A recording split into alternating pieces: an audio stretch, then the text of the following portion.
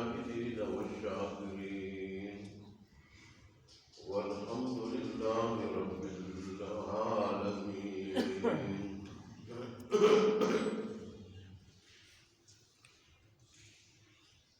میرے قابل احترام بزرگوں اور عزیز بھائیوں، میں آپ حضرات کے سامنے سورہ اسراء، جس کو سورہ بنی اسرائیل بھی کہا جاتا ہے، اس کی ابتدائی آیت تلاوت کرنے کی سعادت حاصل کی، اور رب تعالیٰ سے دعا فرمائے کہ رب تعالیٰ مجھے اپنے کے بڑھتے دم کر ہمیشہ ہمیشہ کے لیے آپ سچ اور صحیح بات کہنے کی، اور پھر ہم سب کو سچوں کی مکمل عمل کرنے کی توفیق عطا فرمائے. آمین. جو آیت میں نے پڑھی ہے اس میں معراج کا واقعہ ذکر کیا گیا ہے، اور یہ ایسا واقعہ ہے جو اللہ تبارک و تعالیٰ کے حبیب کی خصوصیات میں سے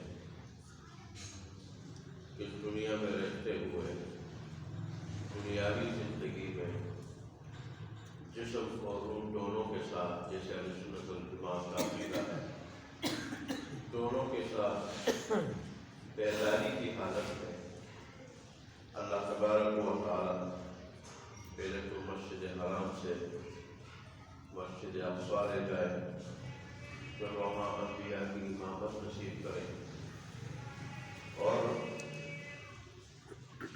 وہاں سے پھر آسمانوں پہ لے جایا جائے، وہاں جنت اور جہنم کی سیر کرائی جائے، پھر رب سے ملاقات ہو اور رب کا دیدار نصیب ہو.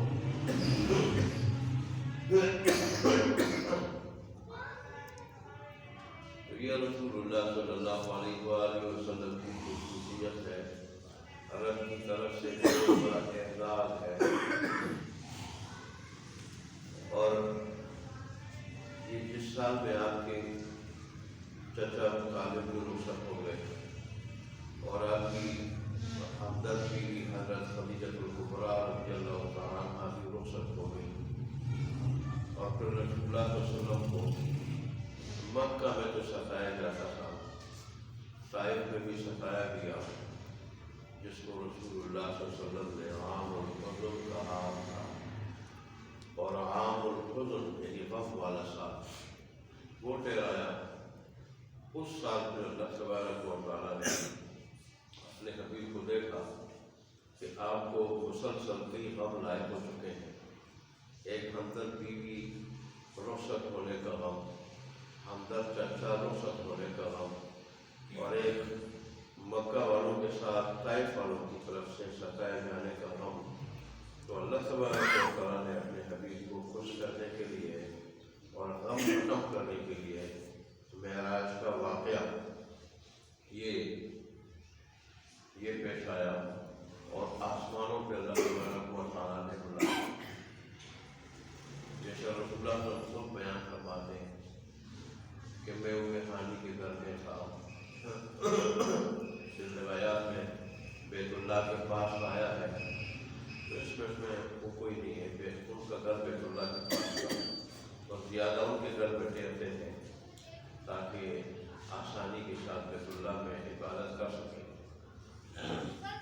تو میں وہاں تھا، فرشتے آئے اور ہانی کے گھر کی چھت کو پھاڑا، اور پھاڑ کے مجھے وہاں سے نکال کے لے گئے بیت اللہ میں میرے سینے کو چاک کیا گیا، اور میرے دل کو نکال کے ایک سونے کا تخت اس میں رکھا گیا، مجھے فرشتوں نے آنکھوں پہ اٹھایا تھا، اور وہاں پھر میرے دل کو آب زمزم سے دھویا گیا، ایمان سے اور نور سے اور تجلیات سے اس کو بھر دیا گیا، اور اس کے بعد پھر اپنی جگہ رکھ دیا گیا میرے سینے کو اسی طرح میری طرح.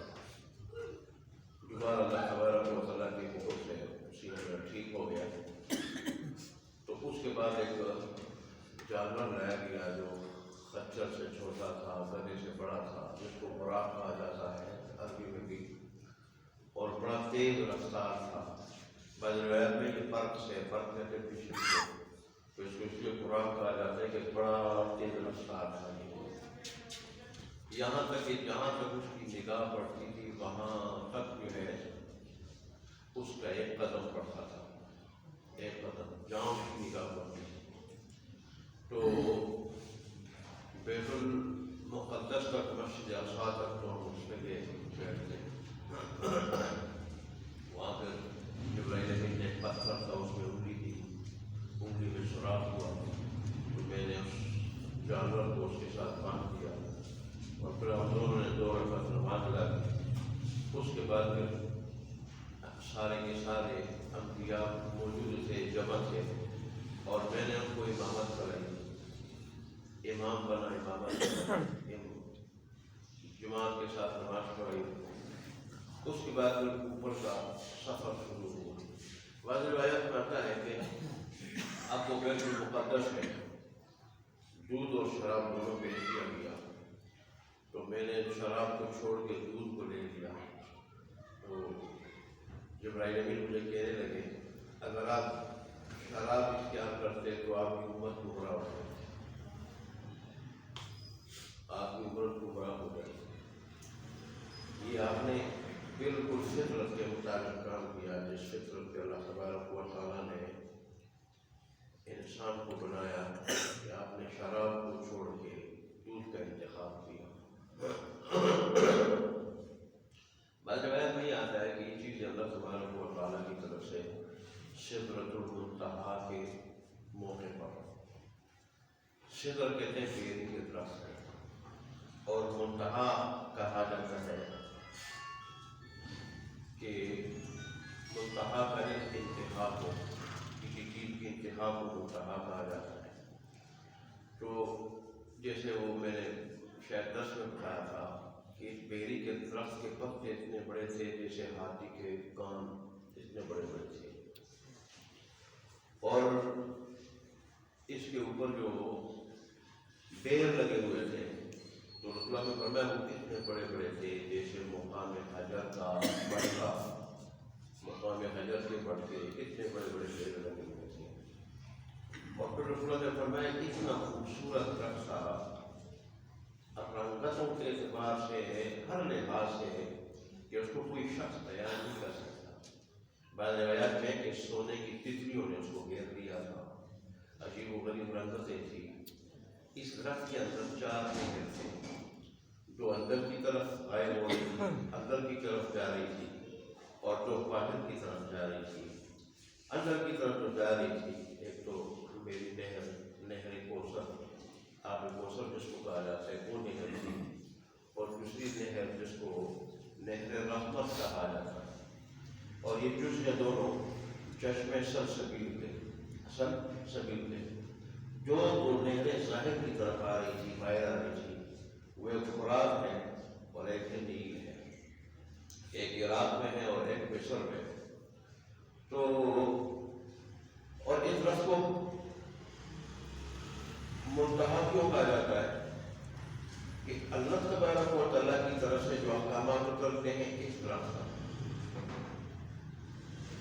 نیچے سے جو اعمال جاتے ہیں وہ بھی اس درخت کا، ہمارے اعمال کی انتہا بھی یہ درخت ہے، اللہ تبارک و تعالیٰ کے احکامات کی انتہا بھی یہ درخت ہے۔ اوپر سے جو احکام آتے ہیں یہاں تک، وہاں سے فرشتے کے نیچے بھی آتے ہیں، یہاں سے جو اعمال جاتے ہیں وہاں تک، وہاں سے پھر جو خاص نظام ہے اللہ تبارک و تعالیٰ اس کے ذریعے اوپر جاتے ہیں۔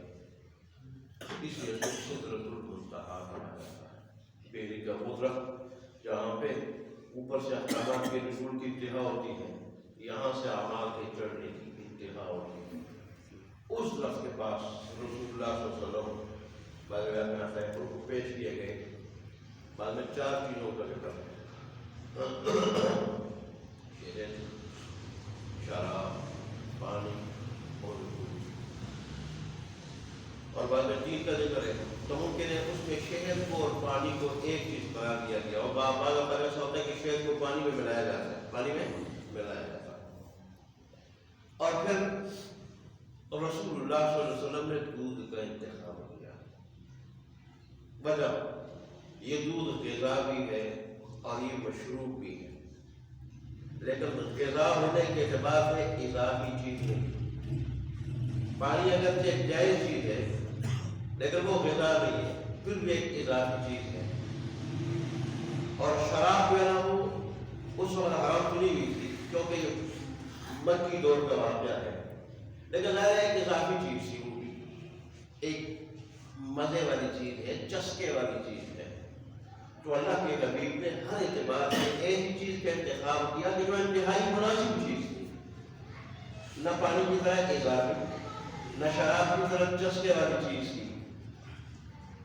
تو آپ نے دودھ کا انتخاب کیا، دودھ کا انتخاب کیا اور شہر میں مجھے چسکے کے طور پر کھایا جاتا ہے، تو آپ نے جو دودھ کا انتخاب کیا. حضرت ابراہیم امین نے کہا کہ آپ نے جو ہے نا بالکل فطرت والا کام کیا ہے. اور اگر آپ یہ دودھ کی جو ہے شراب یا کسی اور چیز کا انتخاب کرتے، جیسے ابھی ذہن میں آیا کہ اگر پانی کا انتخاب کرتے تو آپ کی امت غرق ہو جاتی، امت غرق ہو جاتی. اور جیسے ایسے شہر کے بارے میں فرمایا اور شراب کے بارے میں اگر آپ اس کا انتخاب کرتے تو امت آپ کی گمراہ ہو جاتی. تو آپ نے بالکل مناسب انتخاب کیا. اللہ کے حبیب تھے. اللہ کی دنیا میں رہتے ہوئے آسمانوں پہ اٹھایا جانا، آسمانوں پہ اٹھایا جانا، پھر جنت کی سیر کرایا جانا، جنت کی سیر کرایا جانا، پھر رب سے ملاقات ہونا. اچھا، اللہ تبارک و تعالیٰ کو جو دیکھا دل کی آنکھوں سے یا سر کی آنکھوں سے، تو جمہور صحابہ اور اہل سنت والجماعت اور جمہور صحابہ اور تابعین کا اور جمہور امت کا یہی یقین ہے دلائل کی روشنی میں کہ سر کی آنکھوں سے دیکھا اللہ تبارک و تعالیٰ. اور محققین نے بھی اسی کو راجع قرار دیا ہے کہ سر کی آنکھوں سے دیکھا. اگر کوئی کہے کہ دنیا میں تو کوئی نہیں دیکھ سکتا تو آپ دنیا میں تو نہیں جا سکتے. وہ تو اللہ نے دنیا کے بارے میں یہ ارشاد تھا، اللہ کا ارشاد ہے کہ دنیا میں کوئی مجھے آنکھوں سے نہیں دیکھ سکا. یہاں تک کہ موسیٰ علیہ السلام دیکھنے لگے نہیں دیکھ سکا، لیکن آپ کو ادھر نہیں کہ آپ اوپر گئے تھے.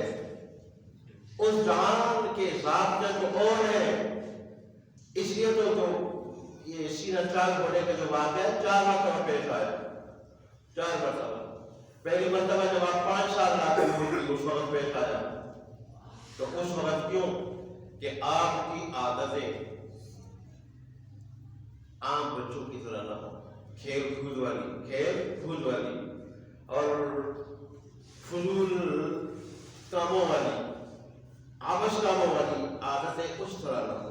تو اس لیے آپ کے سینے کو چاٹا دیا، فرشتوں نے چاک کیا اور آپ کمروں سے دھویا گیا. پھر جب 12-13 سال کی عمر ہوئی، اس وقت پر آپ کی جوانی کا وقت قریب تھا. تو جیسے جوانوں کے خیالات ہوتے ہیں ان خیالات سے پاک کرنے کے لیے رسول اللہ کے سینے کو چاک کیا. پھر تیسری بات جب آپ کو نبوت کا بوجھ آپ پر پڑنے والا تھا، اتنا سرور کی علیہ قول ثقیلا، یقیناً ہم آپ کے اوپر ایک بڑی بوجھل بات جو ہے وہ ڈالنے والے ہیں آپ پر. تو تاکہ وہی کے بوجھ کو برداشت کر سکے تیسری مرتبہ آپ کے سینے کو چاک کیا گیا. اور چوتھی مرتبہ معراج کے واقعے پر اوپر جا رہے تاکہ آنکھوں میں طاقت ہو اس کو دیکھنے کی اور دل میں طاقت ہو اللہ تبارک و تعالیٰ کی تجلیات سمونے کی، اور جو کچھ آپ دیکھیں ان چیزوں کو برداشت کر سکنے کی. چوتھی مرتبہ آپ کے سینے کو چاک کیا گیا. یہی وجہ ہے رسول اللہ فرماتے پہلے آسمان پہ جب میں پہنچا وہاں پوچھا گیا کہ کون ہے. جبرائیل امین نے بتایا کہ محمد ربی صلی اللہ علیہ وسلم. پھر اس نے پوچھا کہ بلایا گیا ہے، انہوں نے کہا بلایا گیا ہے. پھر اس نے مرحبا کا استقبال کیا. اور پھر جب میں پہلے آسمان پہ پہنچا، فرشتے بڑے خوش تھے، بڑی بشاشت کے ساتھ انہوں نے استقبال کیا. میرے جانے پہ بڑے خوش تھے. سارے کے سارے فرشتے مجھے دعائیں دینے لگے، دعائیں دینے لگے۔ ایک فرشتہ تھا کہ باقی سارے فرشتے ہنس رہے تھے، خوشی کا اظہار کر رہے تھے، ایک فرشتہ تھا ہنس نہیں رہا تھا۔ استغفار کو کر لیا، استغفار، اور مجھے دعا بھی دی، اس نے استغفار بھی کیا، لیکن ہنس نہیں رہا تھا۔ جبرائیل امین سے میں نے پوچھا یہ کون ہے؟ تو انہوں نے کہا کہ یہ جہنم کا داروغہ رضوان مالک ہے، جہنم کا داروغہ مالک ہے۔ اور پھر کہنے لگا اللہ کے نبی اگر یہ آپ سے پہلے کسی سے ملاقات کے وقت ہنسا ہو یا آپ کے بعد ہنسے تو آج آپ سے ملاقات کے وقت یہ ہنس جاتا ہے، لیکن یہ ایسا فرشتہ یہ ہنستا نہیں، اور وہ ہے جس کا جہنم کا نگران ہے، بڑا سخت ہے، بڑا سخت۔ جیسے وہ جہنم کے بارے میں آتا ہے کہ 19 فرشتے اس پہ نگران ہیں، اللہ فرماتے ہیں کہ بڑے تند خو ہیں، بڑے سخت ہیں۔ پھر حدیث میں آتا ہے روایات میں ان کی شکلیں ایسی بری شکلیں ہیں، ان کی ایسی ڈراؤنی شکلیں ہیں کہ جب میری عمر کے گناہگار لوگ جب جہنم میں جائیں گے ان سے پوچھیں گے تمہارے پاس کوئی نبی نہیں آیا تھا؟ وہ کہیں گے وہ لوگ کہیں گے کہ کیوں نہیں آیا تھا؟ فرشتے پوچھیں گے نام بتاؤ، نبی کا کیا نام ہے؟ دہشت کے مارے میرا نام پوچھ جائیں، رسول اللہ نے فرمایا میرا نام پوچھ جائیں، اور کافی سوچ بچار لیں گے جس پہ آخری کتاب اس پہ آخری کتاب ان کی شکلیں ایسی ہوں گی تو بظاہر اندر سلوک پھر جہنم کا اپنا منظر جیسے بھی آ رہا ہے۔ ایسے ہی بار میری پھر ملاقاتیں ہوئی، پہلے آسمان پہ آدم علیہ السلام سے، دوسرے آسمان پہ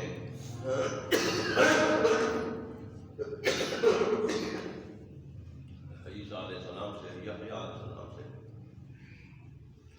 اور ایسے ہی تیسرے آسمان پہ یوسف علیہ السلام سے، اور چوتھے آسمان پہ ادریس علیہ السلام سے، پانچویں آسمان پہ ہارون علیہ السلام سے، چھٹے آسمان پہ موسیٰ علیہ السلام سے، اور ساتویں آسمان پہ ابراہیم علیہ السلام سے۔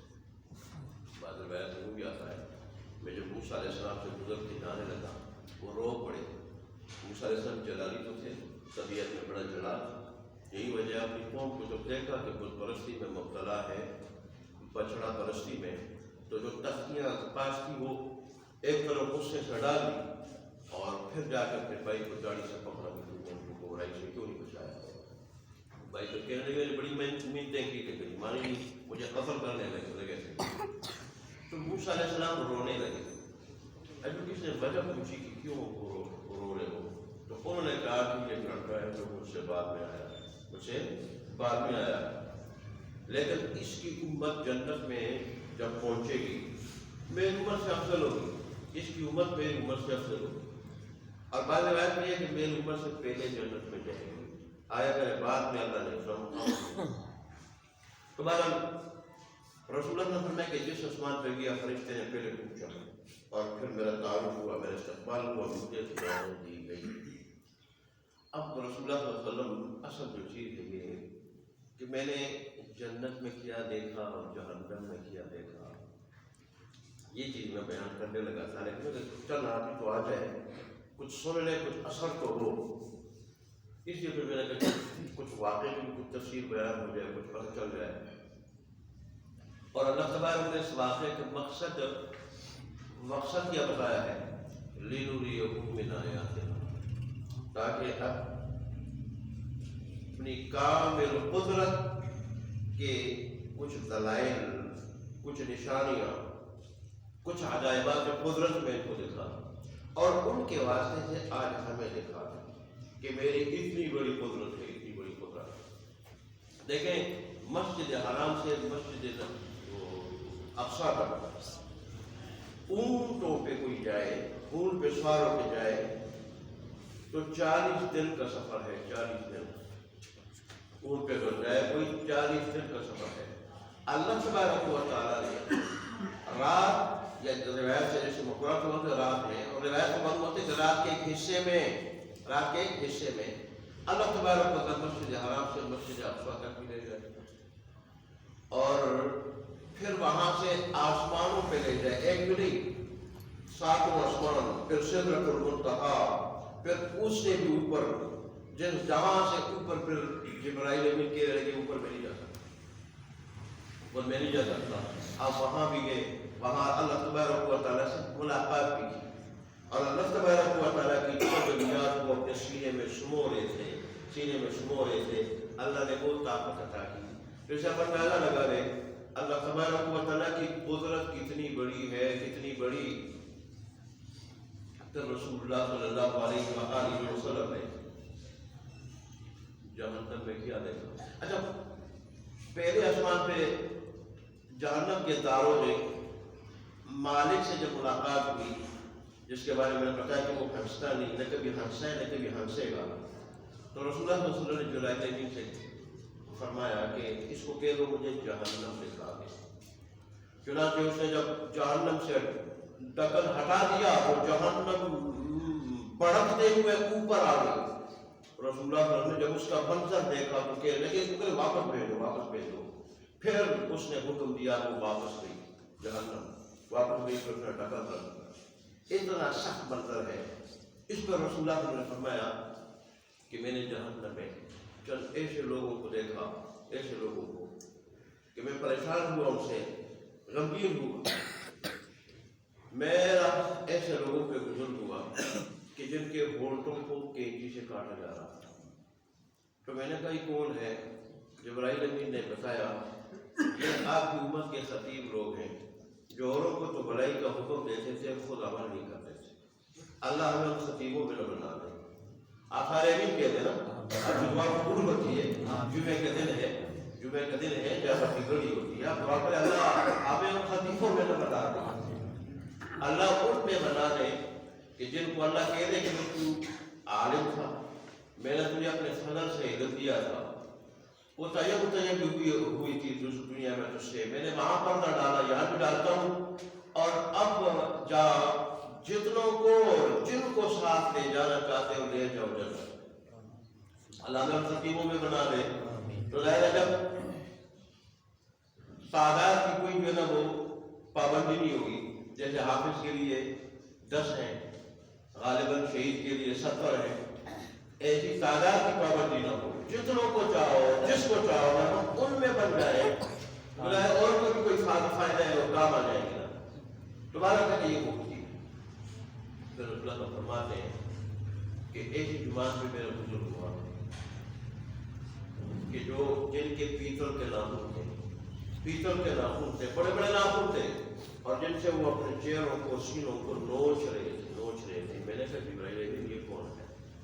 کہنے لگے یہ آپ کی امت کے وہ لوگ ہیں جو انسانوں کا گوشت کھاتے ہیں، دوسرے بھائیوں کا گوشت کھاتے ہیں۔ سمجھتے ہیں کیا مطلب ہے اس کا؟ غیبت کرتے تھے، غیبت جیسے قرآن میں آتا ہے ایحب احدکم ان یاکل لحم اخیہ میتا فکرہتموہ۔ غیبت کرنا ایسا ہے جیسے اپنے مسلمان مردہ بھائی کا گوشت کھانا۔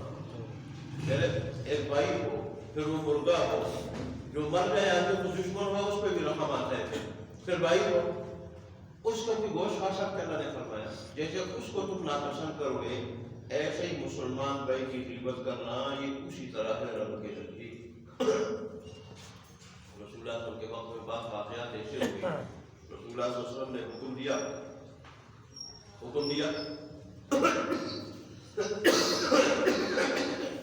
الٹی ہو گئی صحابہ کی، تو رسول اللہ صلی اللہ علیہ وسلم نے فرمایا کہ تم نے غیبت کی، بلکہ الٹی آئی ان کو رسول اللہ کی مجلس میں ان کے سامنے الٹی آئی، الٹی میں گوشت کے لوتھڑے وہ نکلے، ٹکڑے نکلے، تو رسول اللہ صلی اللہ علیہ وسلم نے فرمایا کہ دیکھو یہ تم نے غیبت کی، یہ میرا معجزہ اللہ نے ظاہر کیا اور تمہیں دکھا دیا کہ مسلمان بھائی کی غیبت جو ہے نا وہ اتنی خطرناک چیز ہے۔ وہاں کیا ہوگا؟ پیتل کے ناخن ہوں گے ایسے لوگوں کے، چہروں کو نوچیں گے، سینے کو نوچیں گے اور لہرے گوشت اتاریں گے۔ جب گوشت اتاریں گے کتنی تکلیف ہوگی۔ اللہ ہمارے ہاتھ میں رحم فرمائے، آج غیبت کے وجہ سے ہمیں مزہ نہیں آتا، جب تک کسی کی بات نہ ہو اس وقت ہماری مجلس کا مزہ نہیں ہوتا. مزہ آتا ہے غیبت کرتے اس کے بغیر تو رہ نہیں سکتا. اور دل کو آپ کبھی اگر روکنا چاہے, کنٹرول کرنا چاہے تو اس میں کنٹرول نہیں ہو سکتا. ابھی کچھ کرو, ابھی کچھ کہہ دو, ابھی کچھ کہہ دو. اور ظاہر یہ کہ اس کی حق تلفی بھی ہوگی. جب تک وہ معاف نہ کرے, آدمی سے معافی نہ مانگے, معاف نہ کرے, تو رب کو کیا جواب دو گے؟ کل پھر نیکیاں لیں گے تو لوگ اس کی جگہ نیکیاں لوگ گناہ ڈالے جائیں گے. تو یہ بول رہا تھا. ایک اور جماعت پہ میں گروہ پہ میرا بزرگ ہوا, ان کے پیر اتنے بڑے بڑے تھے جیسے دنیا میں ہمارے ساتھ, دنیا میں ہمارے گھر اتنے بڑے بڑے پیڑ, اور ان پیڑوں کے اندر سانپ تھے جو انہیں کاٹ رہے تھے. پیڑ اگر معمولی بڑا ہو جائے کتنا بوجھ ہو جائے انسان کے اوپر, وہ گروہ کتنا بڑا ہو جائے, اور پھر اس کے اندر سانپ ہو, سانپ کی اس دنیا کے نہیں کچھ جہاں جو سانپ ہو, جو ایک مرتبہ انسان کو ڈسے تو وہ راگ ہو جائے, راگ ہو جائے.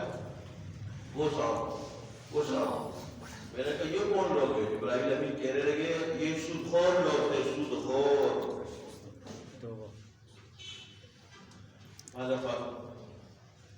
میں سنتا ہوں اچھے خاصے لوگوں کے بارے میں, اللہ نے پراپرٹی بھی بڑی دی ہوتی ہے, اس کا کرایہ بھی لے رہے ہوتے ہیں, کاروبار بھی اللہ نے دیا ہوتا ہے, اس میں بھی کما رہے ہوتے ہیں, اچھی خاصی آمدن حق حلال کی, لیکن سود کا معاملہ وہ کرتے ہیں, رب سے ڈرتے نہیں ہیں, یہ شکر نہیں کرتے, سوچتے ہیں کہ اللہ کتنا دے رہا ہے.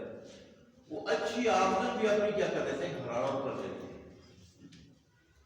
اچھی آمدن اپنی حرام کر دیتے ہیں. ایسے لوگوں کا ہمارے انجام ہوگا. پیڑ کتنے بڑے بڑے جیسے مکان, اور ان میں سانپ ہوں گے جو کہ دس دیں گے. پھر ایسے گروہ کے بزرگ ہوا کہ جن کی کھالوں کو کینچوں سے کاٹا جا رہا تھا. میں نے کہا یہ کون ہے؟ کہتے ہیں یہ وہ مرد ہیں جو زنا کے لیے اپنے آپ کو, زنا کے لیے اپنے آپ کو آراستہ کرتے تھے, زینت اختیار کرتے تھے, بن تن کے سنور کے نکل جاتے تھے کہ کسی لڑکی عورت کی نظر پڑ جائے, میں پسند آ جاؤں اور کوئی میرا موقع مل جائے زنا. ایسے لوگوں کی کالے کی کھانے پہ کینچی سے کاٹی جائے گی, آگ کی کینچی سے. فرماتے میرے گھڑے میں گزر ہوا, بڑا بدبودار گھڑا, بڑا بدبودار, اس کی دودھ کو آپ برداشت نہیں کر سکتا, اور اس کے بڑی چیخنے چلانے کی آوازیں آ رہی تھی,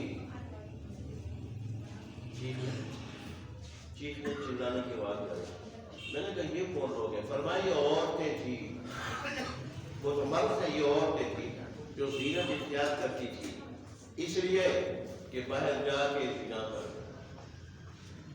زنا کے لیے زینت اختیار کرتی تھی, اور پھر جا کے باہر وہ زنا کرتی تھی, اور وہ کام کرتی تھی جو اس کے لیے حلال ہے.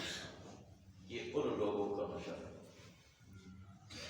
فرماتے ہیں میں ایک ایسے گروہ پہ گزرا جن کے سروں کو بڑے بڑے پتھروں سے کچلا جا رہا ہے, پھر ٹھیک ہو جاتے, پھر کچلا جاتا ہے, پھر ٹھیک ہو جاتے, پھر کچلا جاتا.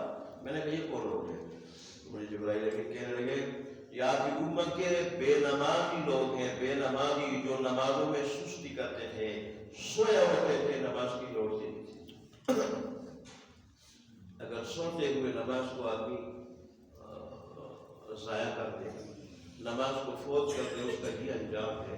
تو جو آدمی بیٹھا ہوا ہو, جاگ رہا ہو, بیٹھا ہو, کوئی کام نہ ہو, آذان والا مؤذن وہ بلائے آؤ کامیابی کی طرف, آؤ نماز کی طرف, کامیابی کی طرف, اور وہ سو نہیں رہے, جاگ رہے, سن رہے, وہ نہ جاتا ہو, اس کے نماز نہ پڑھنے کا کیا وبال ہوگا.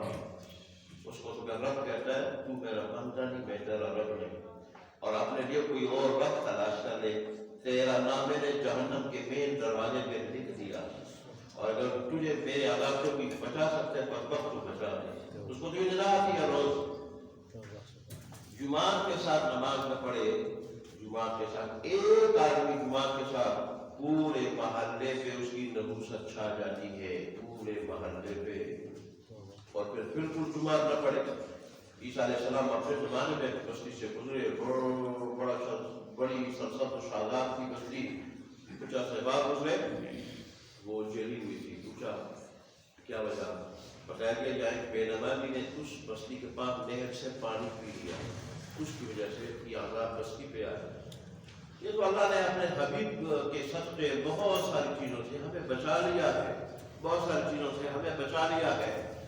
ایسے ہی جو لوگ ایک گروہ میں میرے بزرگ اپنا فرماتے ہیں تو وہ ان کی خوراک کیا تھی, ان کی خوراک جہنمیوں کے زخموں سے بہنے والی پیپ, اتنی بدبودار پیپ ہوگی کہ اگر ایک ڈول دنیا میں گھرا دیا جائے تو سارے کے سارے جاندار مر جائیں, سارے کے سارے جاندار مر جائیں. اس زمین میں کوئی چیز نہ اگا آئے, اس کے بعد کوئی چیز نہ اگے, وہ جہنمیوں کے زخموں کی پیپ, نکلنے والی پیپ, اور پھر جہنم کے وہ جلانے والے راکھ بنانے والے پتھر, زقوم کے کانٹے کہ کھائیں گے یہاں پھنس جائیں گے. یہ ان لوگوں کی خوراک تھی. اور کس طرح جل